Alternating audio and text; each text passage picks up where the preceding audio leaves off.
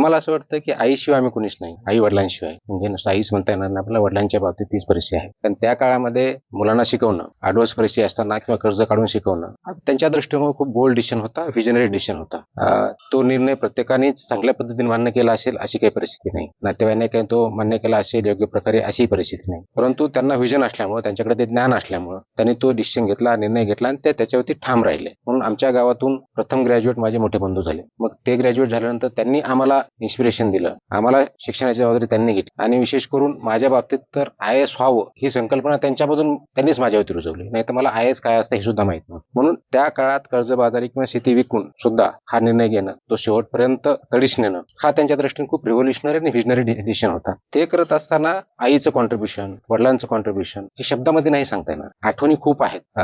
त्या शब्दात कशाही परिस्थितीत आम्हाला सांगणं शक्य नाहीये. परंतु आमचं एवढंच म्हणणं आहे की त्यांनी ज्या कष्टातून आम्हाला ज्या व्हॅल्यू सिस्टम दिल्या, शिकवलं आणि या स्टेजवरती आणलं, त्याच कष्टातून आम्हाला जी भूमिका भेटलेली आहे, ते कुटुंबातली असेल, समाजातली असेल, शासनामधली असेल, ती बजावण्याचा आम्ही हातोपाठ प्रयत्न करत आहोत, इथून पुढे करत राहू. आमच्या आई वडिलांना त्याच वेळेस चांगलं वाटेल ज्यावेळेस या समाजामध्ये काहीतरी चांगलं घडेल, कुटुंबात चांगलं घडेल. आजच्या स्टेजपेक्षा उद्या कोणत्या तरी उंचीवरती कुटुंब, समाज हा जाईल, त्याच वेळेस ते शक्य आहे. आणि म्हणून जसं आईची आठवण मी सांगितली तशीच वडिलांची आहे. त्यांनी एकच सांगितलं होतं की आपल्याला जी पोझिशन भेटलेली आहे, जे पद भेटलेलं आहे, याचा वापर करा, गैरवापर नको. ज्याच्यामुळं आपल्यामुळं 4 लोकांना चांगले दिवस येतील या दृष्टिकोनातून प्रयत्न करा. ती आठवण आमच्यावर कायमस्वरूपी असते आणि त्या दृष्टिकोनातून आम्ही चालण्याचा कुटुंबामध्ये किंवा समाजामध्ये किंवा शासनामध्ये प्रयत्न करत असतो. आतापर्यंत करत आलोय, इथून पुढे तोच करत राहू. मी चर्चा केली, याला कुणाचाही विरोध नव्हता की वास्तविक पाहता समाजातल्या अनेक व्यक्तींना ज्या काही रूढी आहेत आणि त्याच्यावरती बऱ्याच लोकांना भाष्य पण करायचं असतं किंवा वागायचं असतं, परंतु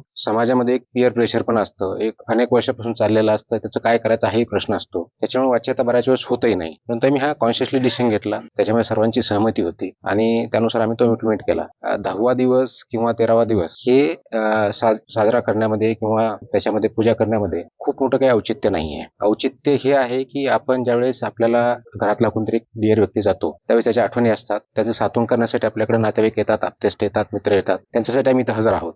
विचार मांडतात, त्यांची जी व्हॅल्यू सिस्टम आहे त्याच्यात आपण काय शिकून पुढे जायचं हे याच्याबद्दल चर्चा होते. ते करण्यासाठी कोणताही दिवस साजरा करण्याची गरज नाही. ते आमच्या जीवनभर आम्ही करत राहू. आमच्या आचरणातून ते आलं पाहिजे, विचारातून ते आलं पाहिजे. आप्तेष्टाने ते माहिती आहे, त्यांना आम्ही कायमस्वरूपी बरोबर असणारच आहोत. आतापर्यंत आहोत, उद्या पण असणार आहोत. त्याच्यामुळे आम्हाला असं वाटलं नाही की 10वा किंवा 13वा वेगळ्या पद्धतीने काहीतरी साजरा करावा, काहीतरी त्याची पूजा करावी. कारण पूजा केली आहे की प्रॉब्लेम तिथे चालू होता, असं आमचं मत आहे. देवत्व देण्यापेक्षा माणूसत्व द्या. माणसाकडून चुका होऊ शकतात, बरोबर जाऊ शकतात. माणूस म्हणून राहून जेवढं आपल्याला चांगलं करता येईल तेवढं करण्याचा आमचा प्रयत्न आहे. मला या ठिकाणी नमूद करायला आवडेल की ज्यावेळेस माझं IAS मध्ये सिलेक्शन झालं होतं 2005 मध्ये, त्यावेळेस आईने मला एक बोलताना सिलेक्शन झाल्यानंतर एकच गोष्ट सांगितली होती आणि ती अशी सांगितली होती की बाबा, तुला जेवढ्या जास्तीत जास्त लोकांचं भलं करता येईल तेवढं भलं कर. आणि ही फिलॉसॉफी मी माझ्या कामामध्ये करण्याचा प्रयत्न करतो, जीवनामध्ये आणण्याचा प्रयत्न करतो आणि तीच फिलॉसॉफी आम्ही यावेळेस आणण्याचा प्रयत्न केलेला आहे. मला वाटतं की याच्यामध्ये खूप काही आपण नाविन्यपूर्ण केलं असं मला वाटत नाही. फक्त आपण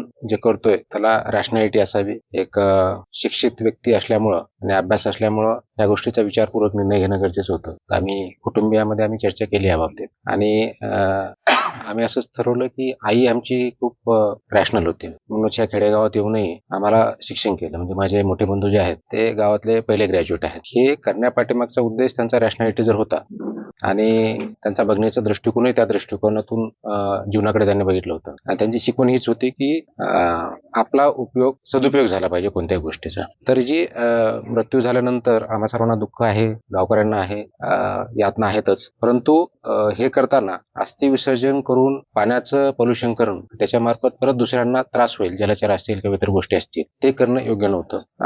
निसर्ग हा खूप महत्वाचा आहे, पॉवरफुल आहे. आमच्या दृष्टिकोनातून निसर्ग हाच क्रिएटर आहे. त्याला कोणत्याही नावाने आपण संबोधू शकतो. तो जो क्रिएटर आहे, आपण निसर्गामध्ये क्रिएट तर करू शकत नाही, पण जे आहे ते अबाधित राखण्याचा प्रयत्न डेफिनेटली करू शकतो. आणि ते जर अबाधित राखायचं असेल तर आपल्या हातात असलेल्या गोष्टी डेफिनेटली आपण निर्णय घेऊ शकतो. तर अस्थि ज्यावेळेस विसर्जनाचा विषय आला त्यावेळेस आम्ही हा निर्णय घेतला की आमच्या आईची आठवण व्यवस्थितपणे आम्हाला ठेवायची असेल आणि तिचे विचार पुढे जर न्यायचे असतील तर तिने जशी आम्हाला सावली दिली, आम्हाला जसे विचार दिले, जसे इन्स्पिरेशन दिलं, ते एक झाडाच्या स्वरूपामध्ये असावं, ते चिरंतर असावं. म्हणून आमच्या आमच्या शेतात समोरच आपण वडाचं झाड लावलेलं आहे आणि ते असे आपण त्या ठिकाणी विसर्जित केलेले आहेत आणि उर्वरित असे आम्ही शेतामध्ये टाकलेले आहेत, जेणेकरून यामुळे दुसऱ्यांना कुणाला तर त्रास होणारच नाही, परंतु शेतामध्ये टाकल्यामुळे त्याचा फायदा हा शेतीलाच होणार आहे आणि नेचरलाही निगेटिव्हली काही अफेक्ट होणार नाही. जे काही व्हायचं ते पॉझिटिव्हलीच होईल. मग निसर्गाचा समतोल राखला जाईल आणि निसर्गाने जो संदेश दिलेला जो क्रिएटर आहे त्या दृष्टिकोन वागण्याचा आमचा हा प्रयत्न आहे. मी जसं आपल्याला म्हटलं की आईचं स्वप्न एकच होत की आता तुम्ही मोठे झाला, दुसऱ्यांना मोठे करा, समाजासाठी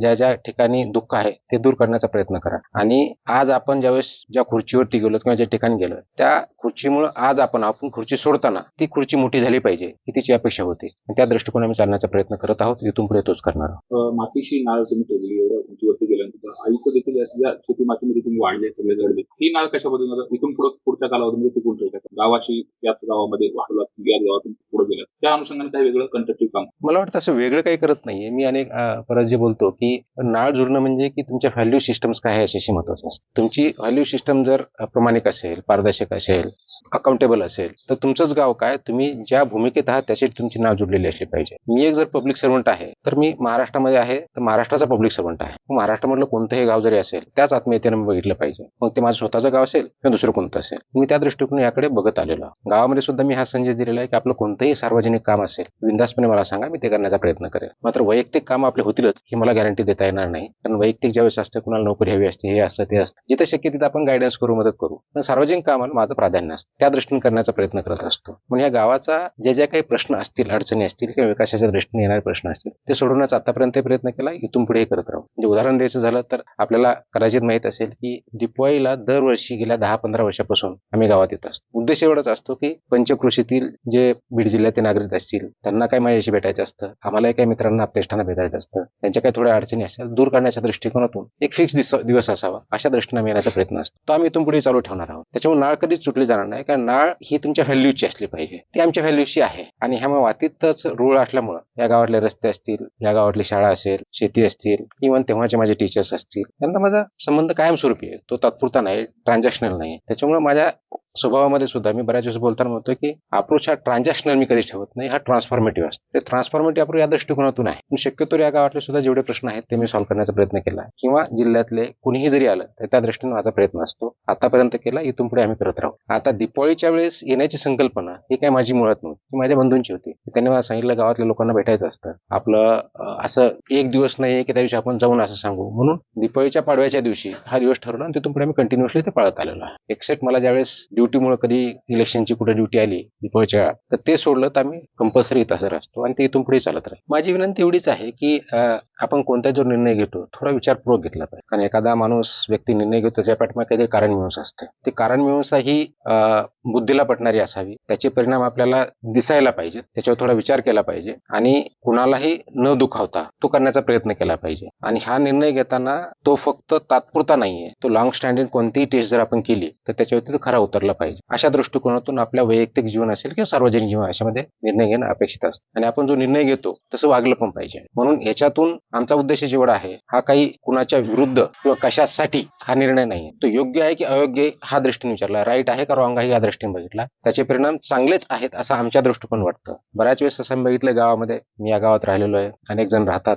कुटुंबाचे कुटुंब कर्जबाजारी होऊन उद्ध्वस्त झालेले आहेत, पण बऱ्याच वेळेस तो खर्च करावा लागतो, तर तो आवश्यक असतो का हा प्रश्न विचारणं गरजेचं आहे. आपल्या कुटुंबातला कोणताही व्यक्ती आपल्यापासून दुरावला गेला किंवा मित्र गेले तर त्याचा आपल्याला दुःख असतंच, ते कोणत्या दृष्टिकोनातून भरून निघू शकत. आपण त्या सांत्वन करत असतो, वेगवेगळे मार्ग शोधत असतो, पण ते मार्ग शोधताना योग्य आहेत हे बघितलं पाहिजे. मला वाटतं की आपला निर्णय हा ह्या कसोटीवर बघितला पाहिजे, याचा फायदा लॉंग टर्म मध्ये आपल्या स्वतःला, आपल्या कुटुंबाला, समाजाला होणार आहे, चांगला होणार आहे का वाईट होणार आहे याचा विचार करून कोणता निर्णय घेतला पाहिजे असंच मला. आज वृक्ष लागवड केली, वटवृक्ष लागवड, त्या वटवृक्षाच्या छायेमध्ये आईची माया मिळेल. निश्चितच आईची माया ही कशाही परिस्थितीत आपण कम्पेअर करू शकत नसतो. म्हणजे आईकडे कुणीही जरी आलं तर ती डिस्क्रिमिनेट करत नाही. आईने शेती स्वतः केलेली, आम्ही स्वतः केलेली, बंधूंनी केलेली आहे, निसर्गामध्येच वाढलेलो आहोत. तर हे फक्त झाड नाही किंवा वटवृक्ष नाही, ते वटवृक्ष एक सॉर्ट ऑफ इकोसिस्टम आहे. त्याचे ते पक्षी खूप मोठ्या प्रमाणात बघतात, नेचरच्या दृष्टीने कन्झर्वेशन खूप मोठ्या प्रमाणात, त्याचं लाईफ स्पॅन जर बघितलं 100, 150, 200 वर्ष अशा पण लाईफ स्पॅन आहे.